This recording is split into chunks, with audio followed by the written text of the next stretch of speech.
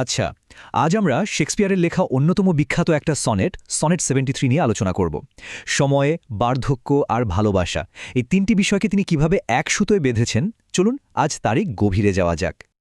তো এই আলোচনায় আমরা কিভাবে এগোব? প্রথমে আমরা কবির মূল ভাবনাটা বোঝার চেষ্টা করব। তারপর কবিতার ভেতরে থাকা তিনটি অসাধারণ রূপক মানে শরৎকাল, গোধূলি আর নিভে আসা আগুন এগুলো নিয়ে কথা বলবো।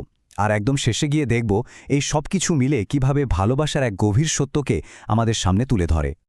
যে কোনো কবিতার গভীরে যাওয়ার আগে তার পটভূমিটা একটু জেনে নেওয়া ভালো, তাই না? চলুন তাহলে প্রথমেই দেখে নিই সনেট 73-এর মূল বিষয়বস্তু কী এবং কবি আসলে কি বলতে চেয়েছেন। দেখুন, এই সনেটটা মূলত বার্ধক্য আর সময়ের চলে যাওয়া নিয়ে লেখা, কিন্তু এর আসল ম্যাজিকটা কিন্তু অন্য জায়গায়। শেক্সপিয়ার এখানে একটা দারুণ জিনিস দেখিয়েছেন যে জীবনের শেষ ঘনিয়ে আসছে এই উপলব্ধিটা ভালোবাসাকে দুর্বল করে না, বরং আরও অনেক বেশি গভীর আর মজবুত করে তোলে। কবিতাটা শুরু হচ্ছে একটা বিশাল ক্যানভাসে আঁকা ছবির মতো। কবি নিজের জীবনকে তুলনা করছেন বছরের এমন এক সময়ের সাথে যখন সব কিছু যেন শেষের পথে, অর্থাৎ সোজা কথায় শরৎকালের সঙ্গে। এখানে কবিতার প্রিয়জনকে যেন বলছেন, আমার দিকে তাকাও, আমার মধ্যে তুমি বছরের সেই সময়টা দেখতে পাবে যখন গাছের ডালে হয়তো কয়েকটা হলুদ পাতা ঝুলছে, বা হয়তো একটাও নেই, আর কনকনে ঠান্ডা হাওয়ায় ডালগুলো কাঁপছে। একটু খেয়াল করলেই বোঝা যাবে এখানকার প্রত্যেকটা শব্দ একটা শূন্যতার ছবি তৈরি করছে। হলুদ পাতা মানে শুধু বয়স বাড়া নয়, এটা জীবনের রং ফুরিয়ে আসারও প্রতীক। আর ওই যে লাইনটা, বেয়ার রুইন্ড কোয়ার্স, মানে শূন্য ধ্বংসপ্রাপ্ত গায়কের দল। ভেবে দেখুন তো, কি অসাধারণ একটা ছবি। একসময় যে ডালে পাখিরা গান গাইত, আজ তা একেবারে ফাঁকা, চুপচাপ, ঠিক যেন একটা প্রাণোচ্ছল শরীর ধীরে ধীরে নিস্তেজ হয়ে পড়ছে। একটা গোটা ঋতু থেকে কবি এবার আমাদের নিয়ে আসছেন একটা দিনের একেবারে শেষ মুহূর্তে। ফোকাসটা আরও ছোট হয়ে আসছে, আরও ব্যক্তিগত। এবার তিনি আর নিজেকে শরতের গাছের সাথে তুলনা করছেন না, বরং বলছেন তিনি হলেন দিনের সেই গোধূলিবেলার মতো, যখন সূর্য ডুবে গেছে, আলো প্রায় নেই বললেই চলে, কিন্তু এখনও পুরোপুরি অন্ধকার নামেনি। মানে আসল ব্যাপারটা হলো, কবি এখনও জীবিত, কিন্তু জীবনের আলো নিভে আসছে। কালো রাত অর্থাৎ মৃত্যু যে ঘনিয়ে আসছে সেটা একদম নিশ্চিত। তাই গোধূলি হল জীবন আর মৃত্যুর ঠিক মাঝখানের ওই ছোট্ট সময়টা।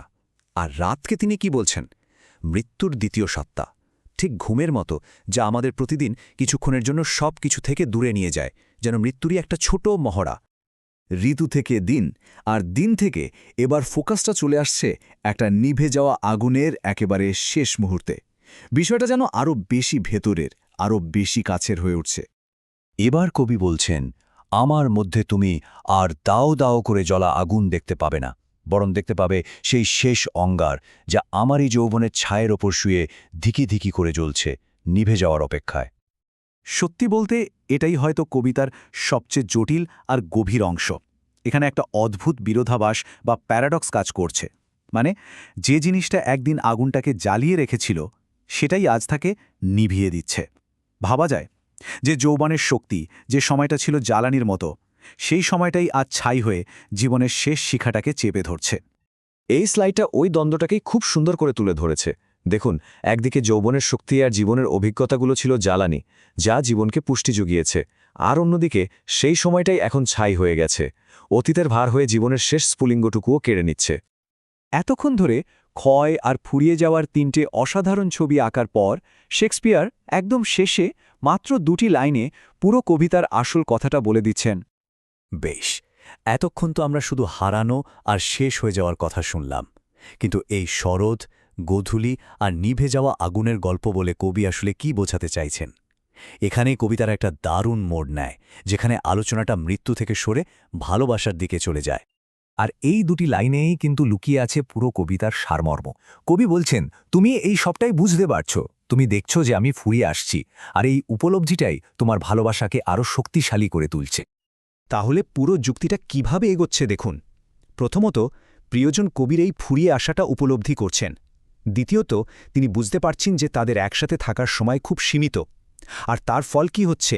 ভালোবাসাটা কমে যাচ্ছে না, বরং ঠিক উল্টো, আরও তীব্র, আরও জোরালো হয়ে উঠছে। কারণ তারা জানেন যেটুকু সময় হাতে আছে তাকেই সবচেয়ে ভালোভাবে, সবচেয়ে নিবিড়ভাবে ভালোবাসতে হবে। চলুন এবার সব মিলিয়ে একবার দেখে নেওয়া যাক এই কবিতার গঠনটা কিভাবে এর অসাধারণ বার্তাটাকে আমাদের কাছে আরও স্পষ্টভাবে পৌঁছে দিচ্ছে। এই যে ফানেলের মতো গঠন, এটাই কিন্তু কবিতার আসল কৌশল। সময়টা ধীরে ধীরে ছোট হয়ে আসছে, একটা ঋতু থেকে একটা দিন থেকে একটা আগুনের শেষ মুহূর্ত। এর ফলে কি হচ্ছে? আমরাও যেন কবির বাইরের বার্ধক্য থেকে সোজা তার ভেতরের অনুভূতির গভীরে চলে যাচ্ছি, আর কবিতার আবেগটাও ক্রমশ তীব্র থেকে তীব্রতর হচ্ছে। এক নজরে যদি আমরা মূল প্রতীকগুলো দেখি তাহলে কি দাগায়? হলুদ পাতা হল বার্ধক্যের চিহ্ন, গোধূলি হল জীবন আর মৃত্যুর মাঝখানের সময়, ছাই হল ফেলে আসা জীবনের স্মৃতিচিহ্ন, আর কালো রাত হল সেই অবশ্যম্ভাবী শেষ, মানে মৃত্যু। শেষ পর্যন্ত সনেটটা আমাদের সবার জন্য একটা গভীর প্রশ্ন রেখে যায়। কোনো কিছু একদিন শেষ হয়ে যাবে, এই সত্যিটা জানার ফলেই কি সেটা আমাদের কাছে আরও বেশি মূল্যবান হয়ে ওঠে? হয়তো মৃত্যুর ছায়াতেই ভালোবাসার আসল শক্তি আর সৌন্দর্য লুকিয়ে থাকে। ভাবার মতো একটা বিষয়, তাই না?